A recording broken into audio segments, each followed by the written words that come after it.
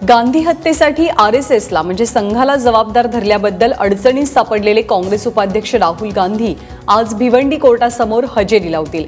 संघाच्या लोकांनीच महात्मा गांधींची हत्या केली असं विधान राहुल गांधींनी 2014 सालच्या लोकसभा निवडणुकीच्या प्रचारादरम्यान केलं होतं।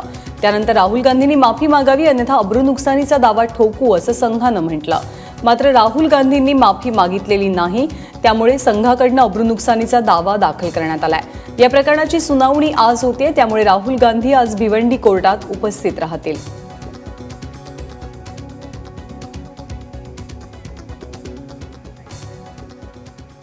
आपले प्रतिनिधी अक्षय कुडकेलवार सध्या आपल्या सोबत आहेत। अक्षय, किती वाजेपर्यंत राहुल गांधी इथे येण्याची शक्यता आहे? काय माहिती मिळते?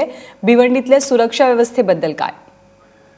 ज्ञानदार राहुल गांधी, काँग्रेस उपाध्यक्ष राहुल गांधी यांचं कालच मुंबईमध्ये आगमन झालेलं आहे आणि आज त्यांना 10 वाजताच्या सुमारास कोर्टामध्ये हजेरी लावावी लागणार आहे। त्यावेळी कोर्टामध्ये सुनावणी होणार आहे। ज्यावेळी आपण बघितलं 2014च्या लोकसभा निवडणुकीच्या प्रचाराच्या वेळी राहुल गांधींनी महात्मा गांधींची हत्या आरएसएसने केली असा आरोप केला होता, असं वक्तव्य केलं होतं आणि याच विरोधात या ठिकाणी आरएसएस कार्यकर्ते जे आहे आरएसएस कार्यकर्ते राजेश कुंटे यांनी तक्रार दाखल केली होती आणि यानंतर आता त्यांना सलग दुसऱ्यांदा त्यांना भिवंडी कोर्टामध्ये हजर राहावं लागतंय।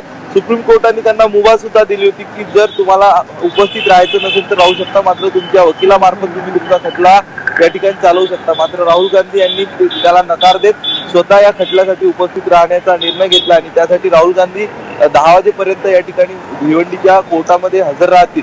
या ठिकाणी सुरक्षेच्या दृष्टीने बघितलं तर सुरक्षेचे चोख बंदोबस्त या ठिकाणी करण्यात आलेला आहे पोलिसांनी, कारण कुठलीही अप्रिय घटना घडू नये। सध्या देशात ज्या पद्धतीचं वातावरण आहे, एक मोठा असंतोष नागरिकांमध्ये नोटाबंदीवरून बघायला मिळतो आणि त्याचमुळं विविध आरोप प्रत्यारोप काँग्रेसकडनं करण्यात येतात। याला कुठलं राजकीय वळण येऊ नये, कायदा आणि सुव्यवस्थेचा प्रश्न या ठिकाणी निर्माण होऊ नये म्हणून कडेकोट बॅरिकेडिंग करण्यात आलेली आहे। मोठा पोलीस बंदोबस्त आपण मागे जर बघितलं तर तैनात करण्यात आलेला आहे। सोबतच या ठिकाणी राहुल गांधी ज्यावेळी येतील त्यांच्यासोबत मोठ्या संख्येनं काँग्रेसचे कार्यकर्ते येतील आणि त्यामुळं ठिकठिकाणी म्हणजे भिवंडीमध्ये येणाऱ्या मार्गावरच बॅरिकेडिंग करण्यात आलेली आहे। या ठिकाणी राहुल गांधी न्यायालयामध्ये हजर राहतील। न्यायालयात झालेल्या सुनावणीनंतर या ठिकाणी निश्चितपणे सुनावणी दरम्यान काय होत आहे, राहुल गांधी कधी येत आहेत, या सगळ्या संदर्भातले अपडेट्स वेळोवेळी जाणून घेत राहू। तुर्तास धन्यवाद अक्षय या माहितीबद्दल।